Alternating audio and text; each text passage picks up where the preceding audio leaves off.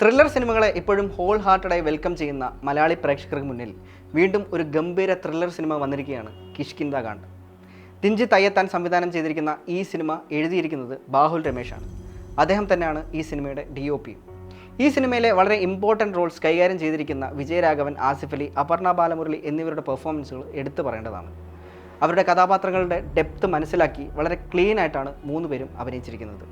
ഇവരെ കൂടാതെ അശോകൻ, ജഗദീഷ്, നിഷാൻ ഇവരെല്ലാവരും വളരെ നല്ല രീതിയിൽ തന്നെ പെർഫോം ചെയ്തിട്ടുണ്ട്. ത്രില്ലർ സിനിമകളിൽ പൊതുവെ മ്യൂസിക് വലിയൊരു പങ്ക് വഹിക്കാറുണ്ട്. പക്ഷേ ഈ സിനിമയിൽ മ്യൂസിക്കിനേക്കാൾ കൂടുതൽ SFXും ആംബിയൻ സൗണ്ടുകളും ഉപയോഗിച്ചാണ് ആ ഒരു മൂഡ് ക്രിയേറ്റ് ചെയ്തിരിക്കുന്നത്. മുൻപ് മലയാളത്തിൽ കണ്ടിരുന്ന പതിവ് ത്രില്ലർ സിനിമകളുടെ സ്റ്റൈലിൽ നിന്നൊക്കെ വ്യത്യസ്തമായി വളരെ യുണീക്ക് ആയിട്ടുള്ള ഒരു നറേഷൻ കിഷ്കിന്ധാ കാണ്ഡത്തിൻ്റെ ഒരു പ്രത്യേകതയാണ്. ഈ ഒരു കാര്യം തന്നെയാണ് കിഷ്കിന്ധാ കാണ്ഡം എന്ന സിനിമയെ സ്റ്റാൻഡ് ഔട്ട് ചെയ്യിപ്പിക്കുന്നത്. ഒരു വീടിൻ്റെ പശ്ചാത്തലത്തിൽ 3 വ്യക്തികളെ ചുറ്റിപ്പറ്റി നടക്കുന്ന ഒരു കഥ അവസാനിക്കുന്നത് ഒരിക്കലും പ്രതീക്ഷിക്കാത്ത ഒരു പോയിന്റിലാണ്.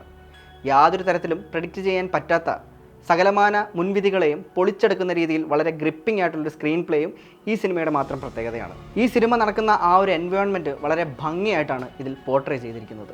ഓരോ കഥാപാത്രങ്ങളും സിനിമ കണ്ടിറങ്ങുന്ന സമയത്ത് നമ്മുടെ മനസ്സിൽ തങ്ങി നിൽക്കുന്ന വിധത്തിൽ തന്നെയാണുള്ളത്. പക്ഷേ വിജയരാഘവൻ സാർ അവതരിപ്പിച്ച അപ്പൂപ്പിള്ളയോട് ഒരു പ്രേക്ഷകൻ എന്ന നിലയിൽ നമുക്ക് തോന്നുന്ന ഒരു പ്രത്യേകതരം കണക്ഷനുണ്ട്.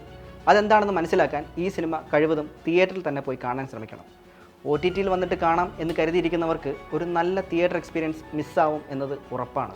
ഓണം റിലീസായിട്ടാണ് കിഷ്കിന്ധാ കാണ്ഡം നമുക്ക് മുന്നിലേക്ക് എത്തുന്നത്, അതും ARMൻ്റെ കൂടെ. പക്ഷേ ARMന് റിലീസിന് മുൻപുണ്ടായിരുന്ന അത്ര ഹൈപ്പൊന്നും കിഷ്കിന്ധാ കാണ്ഡത്തിന് ഉണ്ടായിരുന്നില്ല. മാത്രമല്ല ഇതിൻ്റെ പ്രൊമോഷനൊന്നും അത്ര കാര്യമായിട്ട് ഇവർ ചെയ്തിട്ടില്ലായിരുന്നു. ആദ്യ ഷോയ്ക്ക് 10 ആളെ തികച്ചില്ലാതെ ഷോ തുടങ്ങാനാവാത്ത സ്ഥിതിയിൽ നിന്ന് ഇന്ന് ടിക്കറ്റ് കിട്ടാനില്ലാത്ത ആ ഒരു അവസ്ഥയിലേക്ക് എത്തിയിരിക്കുകയാണ് കിഷ്കിന്ധാ കാണ്ഡം. ഒരുപാട് ഇഷ്യൂസിൻ്റെയും കൺഫ്യൂഷൻസിൻ്റെയും ഒക്കെ ഒടുവിൽ മലയാളത്തിൽ നിന്ന് അതിഗംഭീരമായ ക്രാഫ്റ്റുള്ള സിനിമകളും ഫിലിം മേക്കേഴ്സും ഉണ്ടാവുന്നു എന്നത് വളരെ സന്തോഷമുള്ളൊരു കാര്യമാണ്.